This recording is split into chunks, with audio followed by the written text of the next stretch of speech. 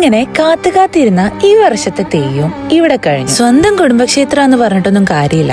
കഴിഞ്ഞ വർഷം ഉത്സവത്തിന് തൊഴുതു പോയതാ. പിന്നെ ഈ വഴിക്ക് ഞാനും വന്നിട്ടില്ല.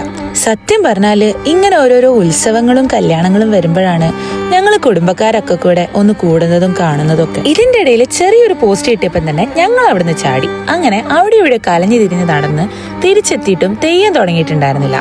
അതുകൊണ്ട് അമ്മേനെയും പൊക്കിയെടുത്തുകൊണ്ട് കടകളിലൊക്കെ കയറി ഇറങ്ങി തിരിച്ചെത്തുമ്പോഴത്തേക്ക് തെയ്യം തുടങ്ങിയിട്ടുണ്ടായിരുന്നു. തെയ്യം തുടങ്ങിക്കഴിഞ്ഞാല് പിന്നെ സമയം പോകുന്നതേ അറിയൂല. ഇതിന്റെ പുറകില് കുറെ ഐതിഹ്യങ്ങളും കാര്യങ്ങളൊക്കെ ഉണ്ടെങ്കിലും ഇതിനെ പറ്റിയൊന്നും എനിക്ക് വലിയ ധാരണയില്ല.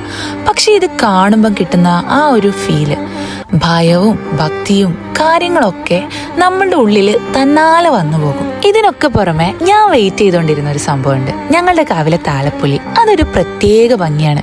കൊച്ചുകുട്ടികൾ മാത്രമേ ഞങ്ങളെ കാവിലെ താലം എടുക്കാറുള്ളൂ. ഒരു പ്രത്യേക താലവും എല്ലാവരും ഒരേപോലത്തെ ഡ്രസ്സും മുടികെട്ടും കാര്യങ്ങളും ഒക്കെ ആയിട്ട് ഒരു പ്രത്യേക ഭംഗിയായിരിക്കും ആ ഒരു താലപ്പൊലി കാണാൻ. അങ്ങനെ ഇതോടുകൂടി ഈ വർഷത്തെ ഉത്സവം കഴിഞ്ഞു. ഇനി അടുത്ത വർഷം